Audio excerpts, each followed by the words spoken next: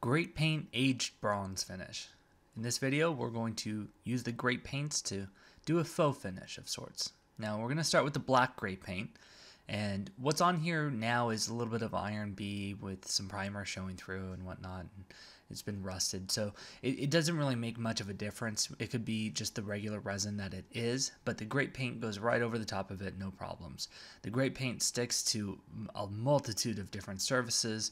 There's very few that it doesn't stick to, so it's got great adhesion properties. So I'm just going to paint it right over the top. I could have sprayed it out of our HVLP sprayer, but I feel like we showed that a lot, so I figured, well, let's just stipple it in and brush it on and get it on there nice and opaque. It's such a strong coating. It goes right over all of these colors, and it just covers and complete. So now we're going to go in with the green great paint. And you can see the green is pretty vibrant, so we'll show you how to kind of knock that down a little bit. But essentially, I'm going to put it on and kind of pull some excess off. So a little bit more showing how to get it so it's not so opaque. And we have the great paint thinner that would help with this, but I just decided to go full strength. That way where the green stuck was going to be nice and pop, and I wouldn't have to worry about doing too many coats. So I just put it on and wiped a little of the excess off, and it just kind of went like that for a little while. So we're going to speed it up so you can kind of see it in its full form rather than cut up. So there's a lot of different kind of thoughts that come to head when we say aged bronze, and this may not be your particular cup of tea for aged bronze, but it's kind of like just saying green. There's a lot of shades of green, so if you call us up and you have a different shade of aged bronze in mind, we'd be happy to help you get to that. This is just how I got it, and it's kind of the aged bronze is going to be a placeholder for what this ends up being, because it is a form of aged bronze when we get done with it. So I know a lot of you are probably thinking it's pretty poppy right now and it's just kind of green, but stay with us and take a look at the end, or fast forward and take a look. But overall, we're just trying to show you the kind of the process that we went with it, and it's just a lot of put on and rub off. So I'm going to cut out part of this here so you can continue on with us. But overall, it just starts really taking shape here in just a minute. But I had to come back the next day because there's a certain point where rubbing off doesn't really help you a whole lot more, right? So you end up doing a little too much. But I came back the next day, did the brown wax, and that's what this is here. It's just brown wax.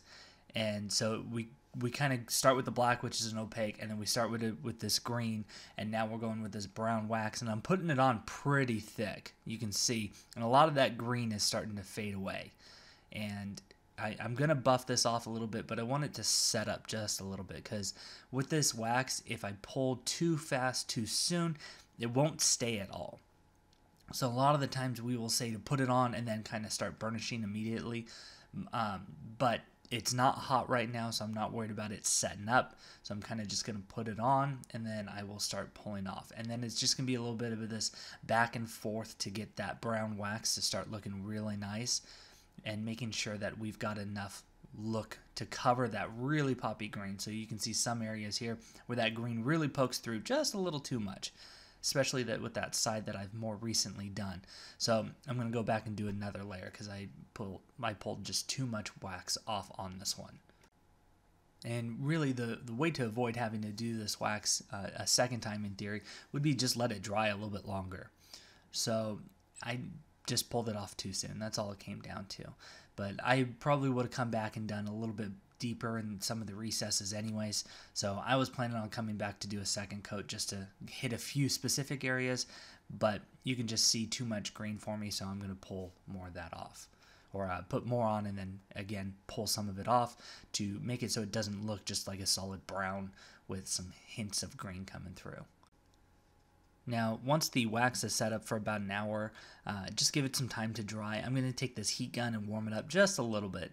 and it kind of just remelts the wax and gets a little bit more even. So if you find that you overall like it, but you've got one spot that maybe it's got a swirl mark, or it can show the application technique, this little heat gun trick will really help. It kind of remelts it, and then you stop and it kind of dries in that area rather than leaving a brush mark or whatnot.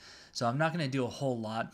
The gray paint can take some heat, but overall it doesn't take an excessive amount of heat, so you don't want to hold it on there for too long. So a little bit of this and that, it'll be fine, but you don't want to take a torch to it or leave it on there for a minute or something like that. You just kind of be careful with it and you'll be just fine. So you can see that wax melting a little bit. There's a little bit more shine on the camera where it is. We're working and everything, but overall I'm just going to go over it completely to get a little bit of shine to it, like we just waxed an actual sculpture. I think it really helped with the look as well. And here we have our final piece, and we'll do it from 4 different angles here so we can see all the way around. But I think the black grape paint, the green grape paint, and the brown wax really looks good. And I know this is technically a faux finish and everything like that, but this is great for if you're a resin caster, if you do this on hydrocal plaster, all those non-metal surfaces.